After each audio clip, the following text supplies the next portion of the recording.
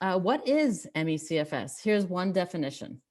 ME/CFS is an acquired chronic multi-system disease that significantly impairs one's ability to function. ME affects the whole body, including the neurological, immunological, and metabolic systems of the body.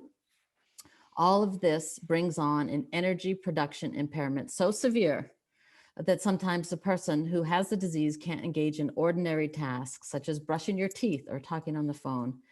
Key symptoms are a total depletion of energy, unrelenting exhaustion, cognitive dysfunction, or what we call brain fog, non-restorative sleep, autonomic nervous system that can go haywire. And the hallmark of our disease is what's called PEM, post-exertional malaise. And that's when even small amounts of energy output, physical or mental, cause a disproportionate payback or a crash. And that crash can last days or months. So you can do something small and you'll have a big payback. Like this, I'm sure I'm going to have a big crash after helping to lead today's event. We also can become hypersensitive to stimuli due to the central nervous system impairment. So noise, light, touch, smell, that stimuli can bring on a crash that can last days or months.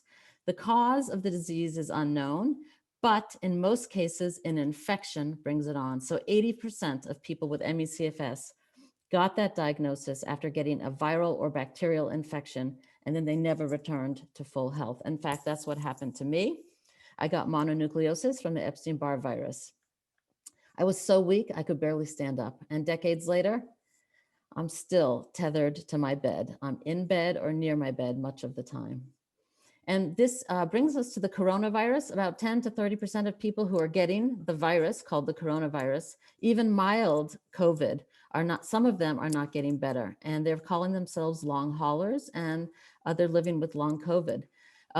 So if they have those symptoms for about 6 months, they'll be eligible probably for a diagnosis of ME/CFS. And as the superstar at the NIH, Anthony Fauci, says, long COVID is highly suggestive of ME/CFS. And if you'll hold on just 1 minute. The disease is a spectrum. So people can be mild, moderate, severe, or very severe. Some very severe patients lose the ability to talk or eat and might require a feeding tube.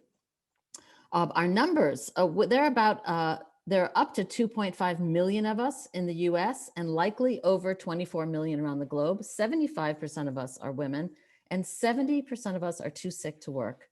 25% of us are homebound and bedridden. There's no diagnostic test, no FDA-approved treatments, no cure. Recovery is rare. And there are only a handful of medical experts in the entire country who know how to properly treat ME. It's rarely taught in medical school. And when it is taught, there's often medical misinformation. For example, propagating the myth that exercise helps us, when in fact, exercise can hurt a person who has an energy production impairment as we have. There is stigma attached to the disease. Many healthcare providers discount us and don't take us seriously, or they wrongly psychologize us. And then the last point I'll make before introducing the authors is funding. There is remarkably little research funding coming in our direction from the National Institutes of Health. Research funding is urgently needed.